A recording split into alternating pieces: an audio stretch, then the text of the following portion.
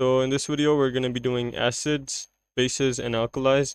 और प्लीज़ यार ये जो alkalis होते हैं इनको alkali बोलते हैं, इनको alkali ना बोलिएगा, ठीक है? That's how they're pronounced, alkalis. तो let's get into acid और समझते हैं कि एक acid होती क्या चीज़ है। तो हमारे पास यहाँ पर जो है ना एक compound है HCl।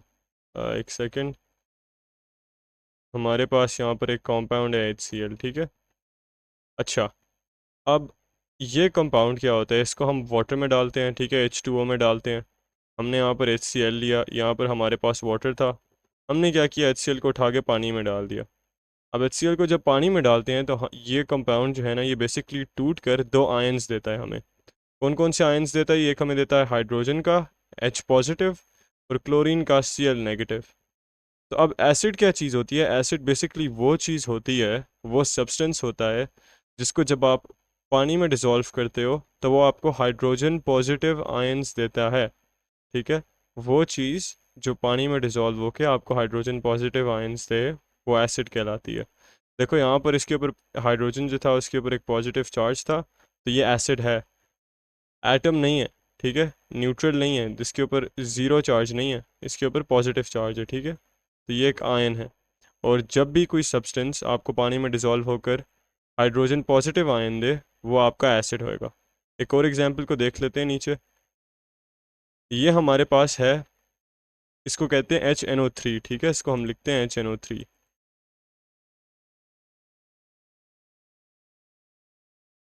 ठीक है? और जिस तरह इसको हम लिखते हैं HCl, इसको लिखते हैं HNO3।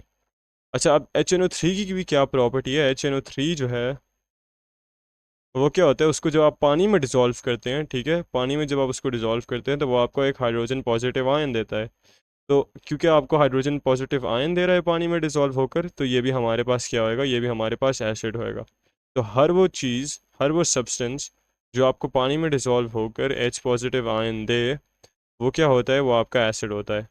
अब इधर क्या होता है, इधर बेसिकली ये वाला बॉन्ड जो है ये टूट जाता है, ये क्या होता है, ये H पॉजिटिव आयन बन जाता है, और ये जो है NO3, ये नाइट्रोजन एक और तीन ऑक्सीजन, ये जो है ना इनके ऊपर एक नेगेटिव चार्ज आ जाता है।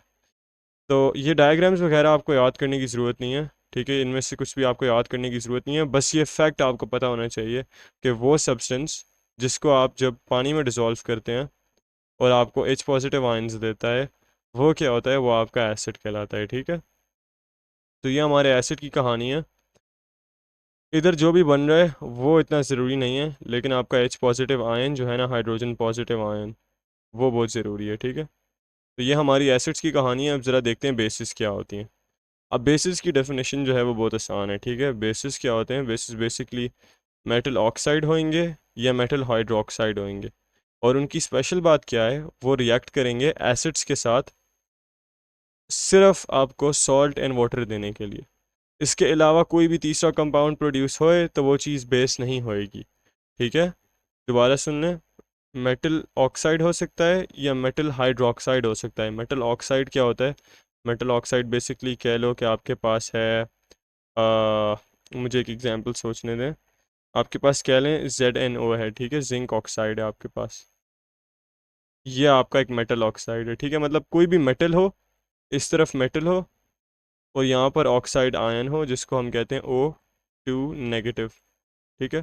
तो वो आपका जो है मेटल ऑक्साइड होता है। और metal hydroxide in the same way, जिसके साथ जिस तरह ये NaOH ले लें, जिसमें ये हाइड्रोक्साइड हो, OH को हम कहते हैं हाइड्रोक्साइड, और इस तरफ एक मेटल हो, इस तरह सोडियम मेटल।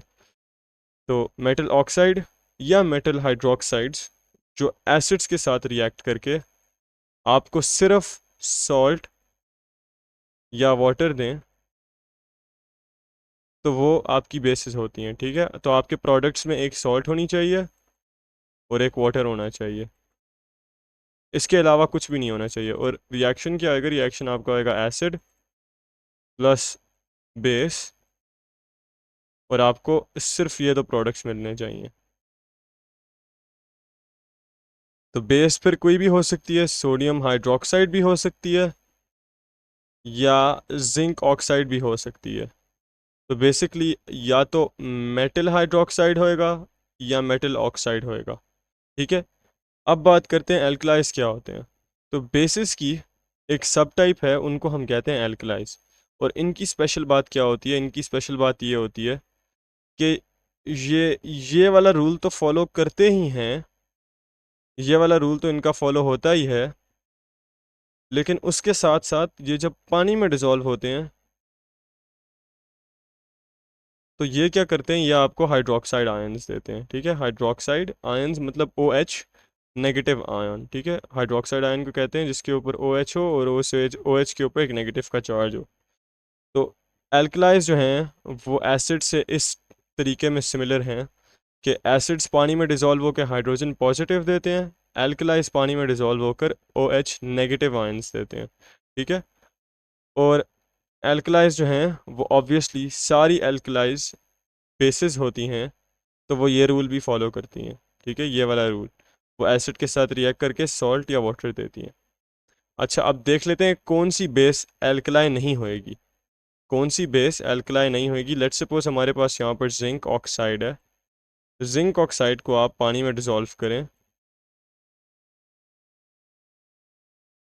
तो वो आपको, उसमें एक जिंक आयन है और एक ऑक्साइड आयन है, तो वो आपको एक Zn2+ दे सकती है और एक ऑक्सीजन 2 नेगेटिव दे सकती है, लेकिन वो आपको OH नेगेटिव नहीं देगी। ठीक है, तो इसलिए ये जो है, ये बेस जो है, ये बेस तो होएगी लेकिन ये एल्कलाई नहीं हो सकती, क्योंकि ये हमें पानी में डिज़ोल्व करके OH नेगेटिव नहीं दे रही। ठीक है, तो ये था हमारा एसिड बेसिस और एल्कलाइज का कॉन्सेप्ट, और इसको आपने सीमेंट करके रखना है क्योंकि आगे सारी आइडेंटिफिकेशन और सब कुछ जो है वो इसी की बेसिस पर होगा।